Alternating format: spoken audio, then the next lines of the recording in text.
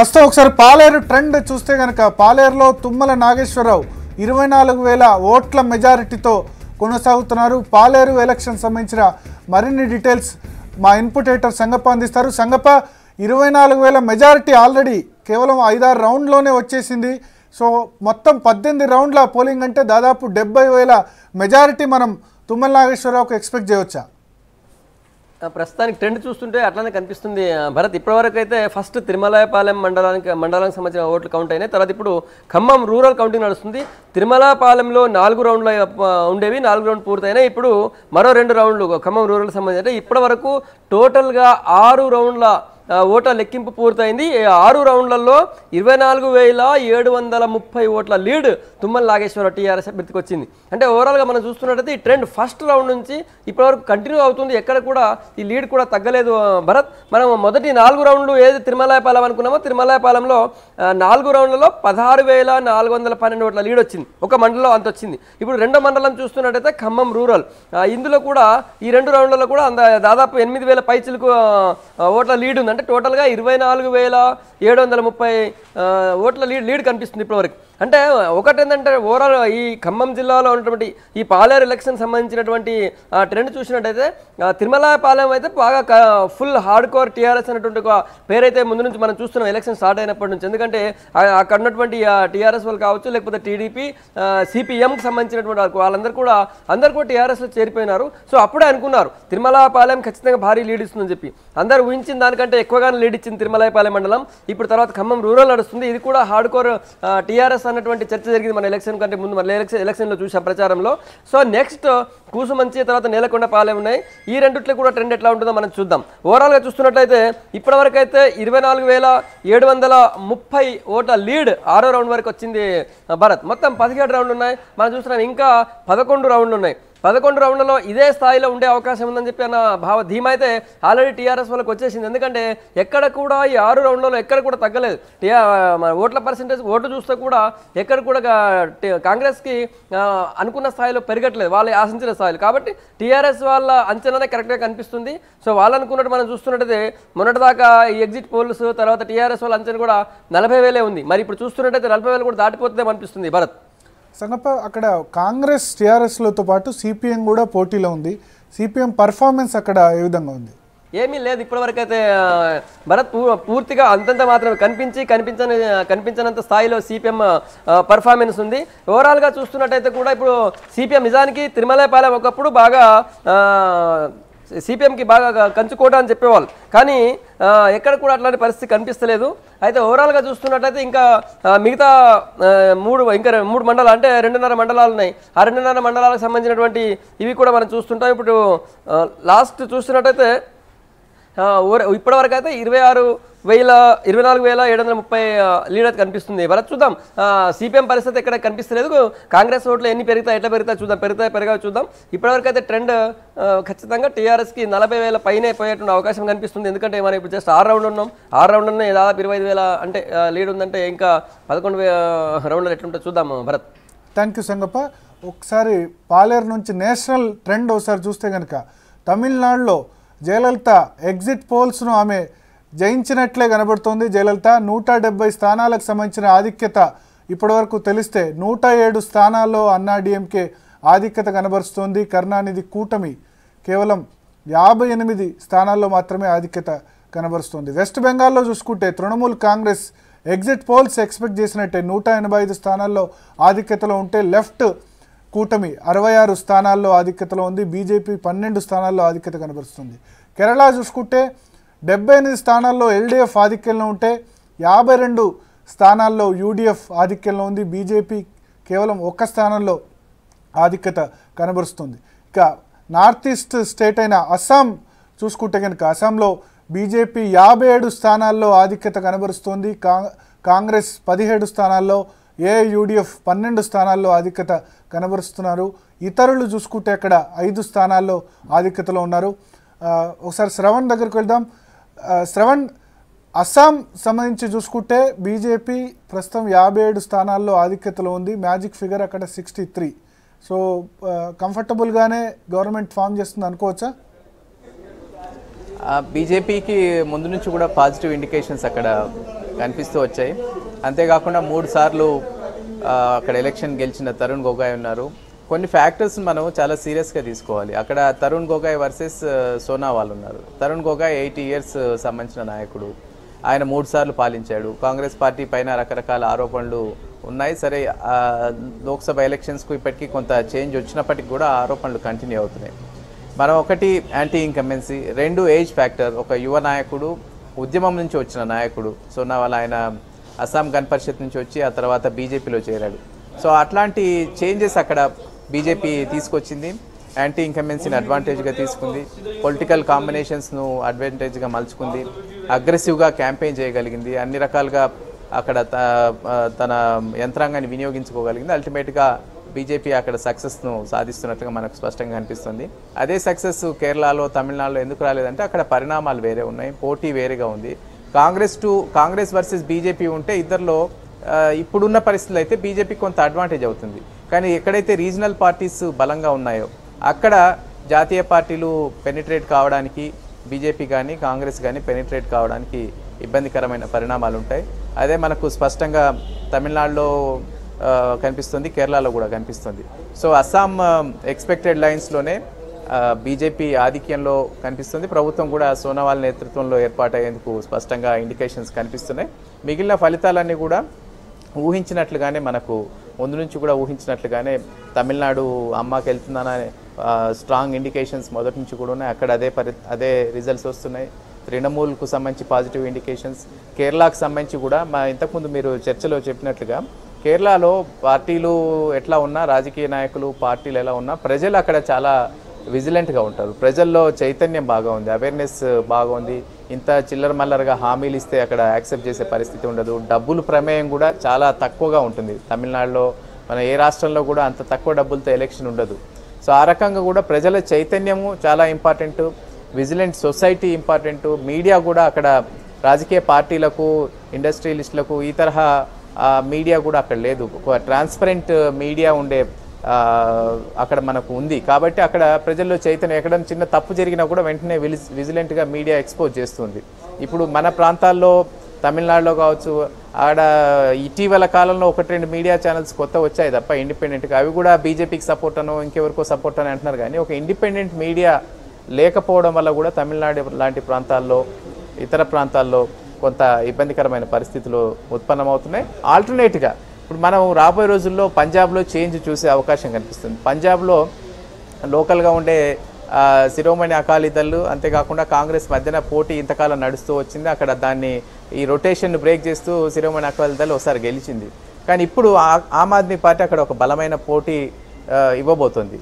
అదే తరహాలో మీరు ఈ తమిళనాడులో కావచ్చు, ఇక్కడ వెస్ట్ బెంగాల్లో కావచ్చు, ఒక ఫోర్స్ ఏదైనా రాగలిగితే, ప్రజలకు ఒక ఆప్షన్ ఏమైనా ఇవ్వగలిగితే, ప్రత్యామ్నాయాన్ని చూపగలిగితే డెఫినెట్గా ప్రజలు అటువైపు మొగ్గు చూపేందుకు అవకాశం ఉంది. కానీ ఆ ఆల్టర్నేటివ్స్ లేని కారణంగానే ప్రజలు మమతా బెనర్జీకి మించి ఎవరైనా రాగలరా, వచ్చినప్పుడు ఆలోచిస్తారు. తెలంగాణలో కూడా కేసీఆర్కి మించి తెలంగాణ విషయంలో కమిట్మెంట్. ఇప్పుడు ఈరోజు మనం తెలంగాణలో టీఆర్ఎస్ గెలుస్తుంది అని చెప్తున్నాం. టీఆర్ఎస్ను మించి, కేసీఆర్ని మించి ఎవరైనా బలమైన హానెస్ట్ ఉన్న వ్యక్తులు, తెలంగాణ విషయంలో కమిట్మెంట్ ఉండే వ్యక్తులు, ఎవరైనా తెలంగాణ మీద అవగాహన ఉండే వ్యక్తులు వచ్చినప్పుడే టీఆర్ఎస్కి పోటీ ఇవ్వగలదు. అప్పటి వరకు టీఆర్ఎస్ను ఓడించడం కానీ వాటిని ఢీకొనడం కానీ చాలా కష్టం అవుతుంది. అట్లానే ఇతర ప్రాంతాల్లో కూడా ఇప్పుడు మమతా బెనర్జీని మించి సింప్లిసిటీ, మనం మమతా బెనర్జీని చూస్తే చాలా సర్ప్రైజ్ అవుతుంది. చిన్న కారులో, మారుతి కారులో ఆమె వెళ్తుంది. ఏ చీఫ్ మినిస్టర్ దేశంలో వెళ్తారు? ఆమ్ ఆద్మీకి సంబంధించిన చీఫ్ మినిస్టర్ కూడా అట్లా వెళ్ళడు. సో అంత సింప్లిసిటీగా ఆమె ఉంటుంది. రైల్వే మినిస్టర్గా మనం చూసాము ఆమెను, చిన్న ఇంట్లో ఉండేది. రైల్వే మినిస్టర్ అంటే లాలూ యాదవ్ని చూసాము, మమతా బెనర్జీని చూసాము. లాలూ యాదవ్ ఆయనకు ఒక 150 మంది సెక్యూరిటీ పర్సనల్స్ ఉండేవాళ్ళు, పెద్ద కాన్వాయ్ ఉండేది, పెద్ద యంత్రాంగం ఉండేది, మిస్యూజ్ ఆఫ్ పవర్ అన్నీ లాలూ యాదవ్ చేశాడు. అదే ఆమె చిన్న ఇంట్లో, డబ్బా లాంటి ఇంట్లో ఆమె ఉండింది, మారుతి కార్లో వెళ్ళేది. నివాసం ఉంటారు కోల్కతాలో ఆమె, ఒక మురికివాడలో చిన్న ఇంట్లో, 2 గదుల ఇంట్లో నివాసం ఉంటారు. నాగేష్ గారు మీరు చెప్పండి. ఇల్లు చూశాను, అదేమిటంటే చిన్న మురికివాడ, అసలు చీఫ్ మినిస్టర్ ఉంటుంది అనేది అలాంటి ఏరియాలో అది మనం ఊహించలేము కూడా. సో ఇన్ని కరప్షన్, శ్రవణ్ కరెక్ట్గా చెప్పాడు. ఏంటంటే ఇన్ని కరప్షన్ స్కాండల్స్ ఉన్నా కూడా ఆ మంత్రులు, ఎమ్మెల్యేలు, ఎంపీలు చేస్తున్నారు. కానీ ఆవిడ ఇలాంటి కరప్షన్స్ చేయలేదు. ఎందుకంటే అంత సింపుల్గా ఉంటుందని, తన వేషంలో కానీ, తన ట్రావెల్లో కానీ, తన ఇల్లు కానీ అసలు మీరు ఊహించలేరు అలాంటి ఇల్లు ఆవిడ ఉంటున్నారని. సో ఆవిడకి అది చాలా ప్లస్ పాయింట్ అయింది. సో దాని తర్వాత వెస్ట్ బెంగాల్లోని కొన్ని కారణాలు ఉన్నాయండి అక్కడ. వెస్ట్ బెంగాల్లోని ఈ చాలామంది ఏమనుకున్నారంటే ఈ ముస్లిం ఓట్ ఏమిటంటే పోలరైజ్ అవుతుంది, కాంగ్రెస్ వన్ సైడ్గా ఇప్పుడు పడింది. ఇప్పుడు ఏంటంటే ఏది ఎగ్జిట్ పోల్ గురించి ఎంత తక్కువ మాట్లాడడం ఎందుకు అంత మంచిది, బికాజ్ ఎగ్జిట్ పోల్ ఇక్కడ తమిళనాడులో కూడా కొంత మటుకు కరెక్ట్ కాలేదు, ఎక్సెప్ట్ తమిళనాడు తప్ప మిగతా అన్ని చోట్ల అయింది. కానీ బీహార్లో చాలా ఘోరంగా ఇది అయింది, ఢిల్లీలో కూడా చాలా ఘోరంగా తప్పైంది. ఎగ్జిట్ పోల్స్ గురించి మాట్లాడటం అనేది ఎగ్జిట్ పోల్స్ ఎంత మటుకు మాట్లాడాలంటే ఇండియాలోని ఎగ్జిట్ పోల్స్ ఇంకా ఎవాల్వ్ కాలేదు, అమెరికాలో కూడా కాలేదు. బట్ ఎగ్జిట్ పోల్స్ ఇక్కడ చూస్తే నేషనల్ ఛానల్స్ ఏమో డిఎంకే వైపు చూపాయి, రీజనల్ ఛానల్స్ మాత్రం కరెక్ట్గా నాడిని పసిగట్టగలిగాయి. బట్ ఇక్కడ నేను దానికి నేషనల్ రీజనల్ ఛానల్స్ కింద ఇది కరెక్ట్ డివిజన్ చేయను. అక్కడ ఏంటంటే మీరేమో పర్సంటేజ్ ఆఫ్ ఓట్స్ మీరు కరెక్ట్గా 100% కరెక్ట్ చేస్తారు. ఈ 100% ఇది కరెక్ట్ చేసినా కూడా ఈ ఓట్స్ ఎట్లా ట్రాన్స్ఫర్ ఇంటూ సీట్స్ అవుతాయని అది మనం ఇంకా చేయలేదు. పెద్దవాళ్ళు ఏంటంటే యోగేంద్ర యాదవ్ ఎక్స్పర్ట్ ఇన్ సిపాలజీ, వాళ్ళు ఏం చెప్తారంటే దీని మీద ఇంకా రీసెర్చ్ అండ్ డెవలప్మెంట్ జరగాలి. ఎందుకంటే ఈజ్ నాట్ సింపుల్. ఏది ఈ ఓట్లు డిఎంకే ప్లస్ వస్తే దానికి చాలా ఉన్నాయి. ఇప్పుడు తమిళనాడులో ఉందనుకోండి, అక్కడ ఎన్ని గ్రూప్స్ ఉన్నాయి? ఇప్పుడు డిఎండికే ఉంది, డిఎండికే వాళ్ళు ఏంటంటే ఎంత మటుకు ఓట్స్ స్ప్లిట్ చేశారో డిఎంకే ప్రస్తుతం చూస్తే ఒక్క స్థానం రాలేదు. బట్ వాళ్ళు ప్రతి కాన్స్టిట్యున్సీని చూస్తే వాళ్ళు ఓట్స్ డిఎంకే ఓట్స్ స్ప్లిట్ చేసి ఉంటారు కదా. సో మల్టీ కార్నర్ కంటెస్ట్ జయలలితకు అడ్వాంటేజ్ అయిందంటారా? ఎప్పుడైనా యూజువల్గా అంటే మల్టీ కార్నర్ కంటెస్ట్ రూలింగ్ పార్టీకి ఎప్పుడైనా ఉపయోగం అవుతుంది అనేది. ఇక్కడ తమిళనాడులో కూడా అదే జరిగినట్టుకుంది. ఇవి తమిళనాడులో ఏంటంటే ఇంకో 2 ఇది ఛానల్స్లో పెద్దగా చూపించలేదు, ఎందుకంటే వాళ్ళకి కూడా 0 ఉన్నట్టుకుంది. ఒకటేమో బీజేపీ ఒకటి, రెండోదేమో పిఎంకే అంబమణి రామదాస్. వీళ్ళంతా ఇప్పుడు ఈ డిఎండికే ఉంది, ఇదే సామాన్యమైన ఇది కాదు. ఎందుకైతే కెప్టెన్ విజయకాంత్ ఉన్నాడు, వైకో ఉన్నాడు, వీళ్ళంతా ఉండి కూడా 0 ఉన్నారంటే వీళ్ళు ఓట్ స్ప్లిటింగ్కి పనికొచ్చారు వీళ్ళంతా. అల్టిమేట్గా వీళ్ళు ఏంటంటే విజయకాంత్ గురించి ఒక విషయం చెప్పాలండి ఇక్కడ, ఎందుకైతే కొంచెం డెప్త్లో వెళ్ళాలంటే విజయకాంత్ ఏమిటంటే ఆయన అవినీతికి టోటలీ వ్యతిరేకం, which means is anti ADMK anti DMK, ఎందుకంటే 2 అవినీతిలో కూరుకుపోయినాయి. బట్ ఆయన ఏమిటంటే వీళ్ళందరూ ఇస్తున్నారు చూడండి, ఇది మిక్సీలు, ఇందాక మనం మాట్లాడు మిక్సీలు గ్రైండర్లు, అతను కూడా ఇది. సో వాళ్ళ తేడా ఏముంది అది? సో వాళ్ళకి ఓటేస్తే పోతుంది కదా. సో వాళ్ళకి ఆయనకి హార్డ్ కోర్ ఫ్యాన్స్ అయితే. విజయకాంత్ లాస్ట్ టైము అన్నాడీఎంకేతో కలిసి పోటీ చేస్తే 29 స్థానాలు వచ్చాయి, డిఎంకే కంటే కూడా ఎక్కువ స్థానాలు వచ్చాయి. ఇప్పుడు థర్డ్ ఫ్రంట్ పార్టీలు కమ్యూనిస్టులతో కలిసి పోటీ చేస్తే ఒక్క స్థానంలో కూడా ఆధిక్యత ఎందుకంటారు? ఆయనకంటూ ఓటు బ్యాంక్ స్పష్టమైన ఓటు బ్యాంక్ లేదంటారు? అంటే స్పష్టమైన ఓట్ బ్యాంక్ డెఫినెట్గా ఉంది. ఆయన అంటే ఒక హీరో, ఒక ఫ్యాన్ ఫాలోయింగ్ ఉంది. సమస్య ఎక్కడ వస్తున్నదంటే ఒక టైంలో 10% ఓటు కూడా వచ్చింది. ఈ ఓట్లు ఏమిటంటే మన ఏంటంటే ఇండియాలో సిస్టమ్ ఏంటంటే ఫస్ట్ పాస్ ది పోస్ట్. నీకు 49 ఓట్లు 1000 ఓట్లు వచ్చినా కూడా అవతల వాడు 50,000 ఓట్లు అయితే వాడు గెలిచిపోతాడు. సో మీకు ఈ ఓట్లు కాదు, ఓట్లు ఏంటంటే సీట్స్ కింద ట్రాన్స్ఫర్ కావాలి. అది ఇండియన్ ఎలక్షన్ సిస్టమ్, అది మంచి సిస్టమ్, అది జరగటం లేదు. అది ఇంకెంత ఫ్యాన్ ఫాలోయింగ్ ఉన్నా కూడా సీట్స్లో ట్రాన్స్ఫర్ కావట్లేదు. బట్ లాస్ట్ టైం అసెంబ్లీలో మాత్రం ఈయన ఏంటంటే 29 సీట్స్ వచ్చాయి, డిఎంకేకి 28 సీట్స్ వచ్చాయి. సో మరి ఈసారి కూడా మళ్ళీ ఓట్స్ ట్రాన్స్ఫర్ కావట్లేదు సీట్స్లో, ఎంత మటుకు వీళ్ళు ఇది చేసినా కూడా. ఈసారి ఏంటంటే వీళ్ళందరూ పార్టీస్ డెస్పరేట్గా ఉన్నారు. ఏది ఈ వైకో వీళ్ళందరూ మిగతా లెఫ్ట్ పార్టీస్ కనీసం అక్కడ ఏదో ఒకటి మనకి ఫుట్ హోల్డ్ రావాలని, ఆ ఫుట్ హోల్డ్ ఈసారి రాకుండా పోయింది. క్లియర్గా పోలరైజ్ అయిపోయింది బిట్వీన్ డిఎంకే. అస్సాం మీద మీ ప్రెడిక్షన్ ఏంటి? 62 ఆల్రెడీ 63 సీట్స్ అయితే 62 సీట్స్లో ప్రస్తుతం బీజేపీ లీడింగ్లో మనకు కనిపిస్తుంది. కాంగ్రెస్ 21 స్థానాలు, ఏఐయుడిఎఫ్ 13 స్థానాలు. ఏఐయుడిఎఫ్ బద్రుద్దీన్ అజ్మల్ నేతృత్వంలోని పార్టీ, దాంతో కాంగ్రెస్ అలయన్స్ పెట్టుకోవడం వల్ల మైనారిటీ ఓటు చెల్లి బీజేపీకి లాభం అనుకోను నేను. అలయన్స్ లేదు, విడిగా పోటీ చేసింది. ఇప్పుడు కాంగ్రెస్కి అక్కడ జరిగింది ఏమిటంటే అక్కడ ఫస్ట్ ఏమో నెంబర్ 1 యాంటీ ఇన్కంబెన్సీ, రెండోది ఏంటంటే గోగోయ్ ఆయన 3 టర్మ్స్ అయిపోయి ఇంకా జనాలు ఏంటంటే ఏమనుకున్నారంటే ఇంకోళ్ళు ఎవరికైనా ఛాన్స్ ఇద్దామనేది గట్టిగా నమ్మారు. రెండోది ఏంటంటే ఆయన అక్కడ ఒక లీడర్ ఉన్నారు, ఆయన ఏంటంటే శర్మ, హిమవంత్ బిశ్వాల్ శర్మ. ఆయన ఏంటంటే రైట్ హ్యాండ్ మ్యాన్. ఆయన ఏమో వెళ్ళి బీజేపీలో వెళ్ళి ఇది చేశారు. అది కాకుండా ఈసారి చాలా సిగ్నిఫికెన్స్ అస్సాం, నేను ఈ అన్ని రాష్ట్రాల్లో అస్సాంకి అన్నిటికంటే ఎక్కువ సిగ్నిఫికెన్స్ ఇస్తున్నాను. ఎందుకైతే వాళ్ళు అక్కడ మోదీని ప్రొజెక్ట్ చేయకుండా బీహార్లో మోదీని ప్రొజెక్ట్ చేశారు, అన్ని చోట్ల మోదీని ప్రొజెక్ట్ చేసి వాళ్ళు గెలిచారు. ఇక్కడ మోదీని ప్రొజెక్ట్ చేయకుండా సోనోవాల్ని ప్రొజెక్ట్ చేసి సర్వానంద్ సోనోవాల్ని ప్రొజెక్ట్ చేసి ఇక్కడ గెలుస్తున్నారంటే వాళ్ళు కూడా నేర్చుకున్నారు ఏమిటంటే ప్రతి ఎలక్షన్స్లోని మోదీ కాదు, అక్కడ లోకల్ లీడర్షిప్ కావాలనేది. ఇదే తప్పు కాంగ్రెస్ చేస్తున్నది. కాంగ్రెస్ ఏమిటంటే ఇప్పుడు చూస్తున్నాం కాంగ్రెస్ పరిస్థితి ఎలా ఉందో, ప్రతి రాష్ట్రంలోనే కాంగ్రెస్ చాలా బ్యాడ్ షేప్లో ఉంది. సో నేషనల్ పార్టీకి కూడా రీజనల్ లీడర్ ఖచ్చితంగా ప్రొడక్ట్ చేస్తేనే కావాలి, మంచి అవకాశం ఉందంటారు. అంటే ఒకటేంటిది ఇప్పుడు నేషనల్ పార్టీకి ఏంటంటే నేర్చుకోవాలి ఏంటంటే వన్ సైజ్ ఫిట్స్ ఆల్ అనే పాలసీ కాదు. ఇక్కడైతే ఏదైతే తెలంగాణలో పనికి వస్తుందో అది హిమాచల్లో పనికిరాదు, హిమాచల్లో పనికి వచ్చిందేమో అస్సాంలో పనికిరాదు, గుజరాత్లో పనికిరాదు. సో ఏ స్టేట్లో అక్కడ పరిస్థితులు బట్టి అక్కడ పొలిటికల్ దీన్ని బట్టి మీరు మారాలి. ఇది కాంగ్రెస్ మారలేదు. వాళ్ళు ఏంటంటే సింగిల్ పాయింట్ ప్రోగ్రామ్ సోనియా గాంధీని ప్రొజెక్ట్ చేయాలి, అంతకుముందు రాజీవ్ గాంధీని ప్రొజెక్ట్ చేయాలి, అంతపక్క ఇందిరాగాంధీ. ఇప్పుడు ఏంటంటే దెబ్బ తిని వాళ్ళు నేర్చుకుంటున్నారు. ఇప్పుడు నేర్చుకోవాలి. ఎందుకైతే ఇప్పుడు ఈ సంవత్సరంలో కాంగ్రెస్లో ఒక విప్లవాత్మక ఒక ఇది జరుగుతుంది. రాహుల్ గాంధీ ఈ సంవత్సరం ఏంటంటే కాంగ్రెస్ ప్రెసిడెంట్గా he has to take over. ఇప్పుడు ఏం జరిగింది, ఇప్పుడు మొత్తం 5 రాష్ట్రాల్లో మిగిలే. ఇప్పుడు ఈ 5 రాష్ట్రాలు 6 రాష్ట్రాలు ఒక్కడే పెద్ద రాష్ట్రం కర్ణాటక, మిగతావన్నీ నార్త్ ఈస్ట్లో. ఈ ఎలక్షన్స్తో గుణపాఠం నేర్చుకోకపోతే కాంగ్రెస్కి ఏంటంటే సెంట్రల్లో. సో ఒకసారి శ్రవణ్ ఒపీనియన్ తెలుసుకుందాం. ఈ రీజనల్ నేషనల్ పార్టీసు రాష్ట్రాల్లో లీడర్గా ప్రొజెక్ట్ చేయడం వల్ల లాభం ఉంటుందా లేదా? శ్రవణ్, మీ ఒపీనియన్ ఏంటి? సర్వానంద్ సోనోవాల్ను ప్రొజెక్ట్ చేయడం వల్ల అక్కడ అడ్వాంటేజ్ అయింది బీజేపీకి అని నగేష్ చెప్తున్నారు. మీరేమంటారు? కాంగ్రెస్ పార్టీ కూడా ఇట్లా ప్రతి రాష్ట్రంలో లీడర్స్ ప్రొజెక్ట్ చేయాల్సిన అవసరం ఉందా? అంటే అదొక్కటే అనేది నేను అనుకోవట్లేదు. ఎందుకంటే బీహార్లో సిచ్యువేషన్ వేరు, ఢిల్లీలో సిచ్యువేషన్ వేరు. ఈ వీటికి మనం సోనోవాల్ని అక్కడ ప్రొజెక్ట్ చేశారు, మోడీ పక్కకి వెళ్ళిపోయినాడు కాబట్టి గెలిచింది అని అనుకోవాల్సిన అవసరం లేదు. అక్కడ చాలా ఫ్యాక్టర్స్ సార్ నగేష్ గారు చెప్పినట్లుగా యాంటీ ఇన్కంబెన్సీ ఉంది, ఏజ్ ఫ్యాక్టర్ ఉంది, యువ నాయకుడైన సోనోవాల్ రంగంలో ఉద్యమం నుంచి వచ్చిన నాయకుడు ఉన్నాడు. అటువైపు ఆయన హానెస్ట్, కొంత డెవలప్మెంట్ ఓరియంటెడ్ గొగాయ్ ఉన్నప్పటికీ కూడా చేంజ్ అయితే ఉంది. ఇదే యంగ్ ఇండియా ఉంది, యూత్ ఓట్ పర్సెంటేజ్ చాలా ఎక్కువగా ఉంటుంది. ఒక వృద్ధుడికి ఓటు వేయాలా, ఒక యువకుడి దగ్గరికి అంటే ఎక్కువ శాతం ఉండే యువకుల దగ్గరికి వెళ్ళి ఒక పెద్ద మనిషికి వేయాలా ఓటు, మీతో సరిసమానంగా ఉండే ఒక యువకుడికి ఓటు వేయాలా అన్నప్పుడు డెఫినెట్గా వాళ్ళు యువకుడి వైపే మొగ్గు చూపుతారు. పైగా ఆయన 15 ఏళ్ల నుంచి రూలింగ్లో ఉన్నారు. ఆయన సైన్యాధ్యక్షుడిగా. కేరళలో ఇక్కడ అచ్యుతానందన్కు అక్కడ ఓటేస్తున్నారు. ఉమెన్ చాందీతో పోలిస్తే అచ్యుతానందన్ 93 years, బట్ అక్కడ మాత్రం అచ్యుతానందన్ వైపు మొగ్గు చూపుతున్నారు. అంటే అక్కడ రొటేషన్ ఒకటి. అచ్యుతానందన్ పర్మనెంట్గా ఉంటాడనే గ్యారంటీ కూడా లేదు కదా ఆయనకు. ఇప్పుడు ఏజ్ ఫ్యాక్టర్ కూడా ఉంటుంది, ఆయన 5 ఏళ్ల పాటు కంటిన్యూ చేస్తారన్న గ్యారంటీ కూడా లేదు.